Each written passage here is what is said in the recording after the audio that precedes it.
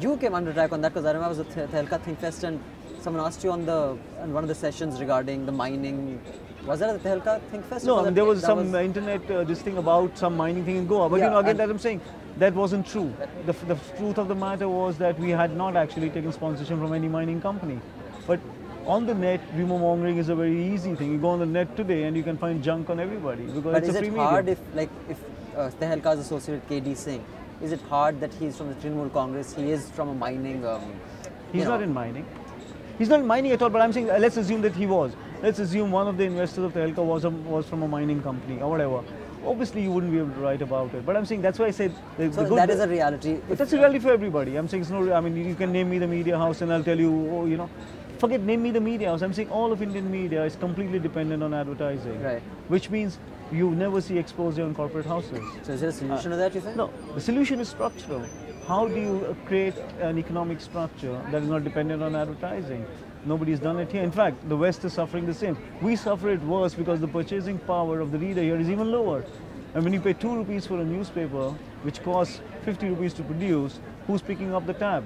The fact is the reader is not paying for the journalism. The guy who's paying for the journalism is the advertiser.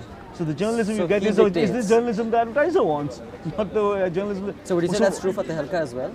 No, up to a point it would be. I mean, if for example, if someone would bring me an expose on one of my investors' sponsors, obviously I would not be able to run it. So that would be true of anybody. So but I'm saying I may not be able to run it, but somebody else can run it.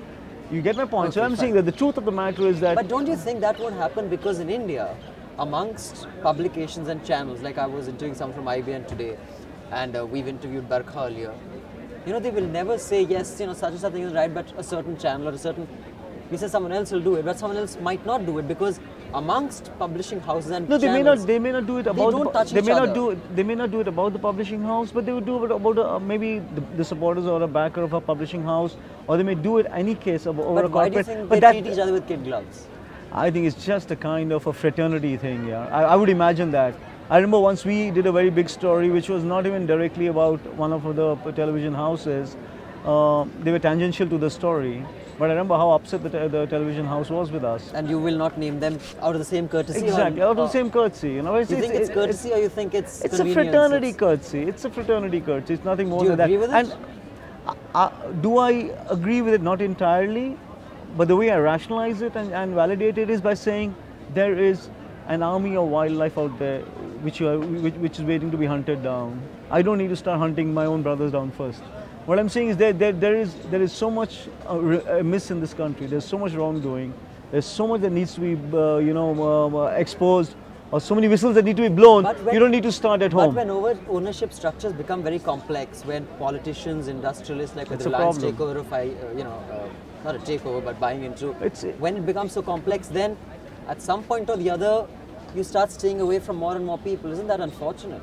I'm saying, but you got to hope that when media is as plural as it is in India, and there's so many modes of media production, there's television, there's newspapers, there's magazines, there's the internet. When there's so many modes of media production, that someone or the other will be always able to. So I may not be able to blow the whistle on my guys, but I can blow the whistle on your guys, and you can blow the whistle on my guys.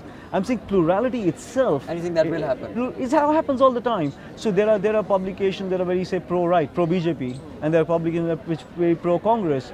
But so you can always bank on them blowing the whistle on the other guy. So right. So what I'm saying is the safety valve is the plurality, and that's what we've got to somehow be able to protect always. That the more media there is, the more chances are that all the dirt will come to the top. Somebody or the other will blow the whistle on someone. Okay, to expect any one organization to do it for everyone, it's not going to happen. Sure. Yeah.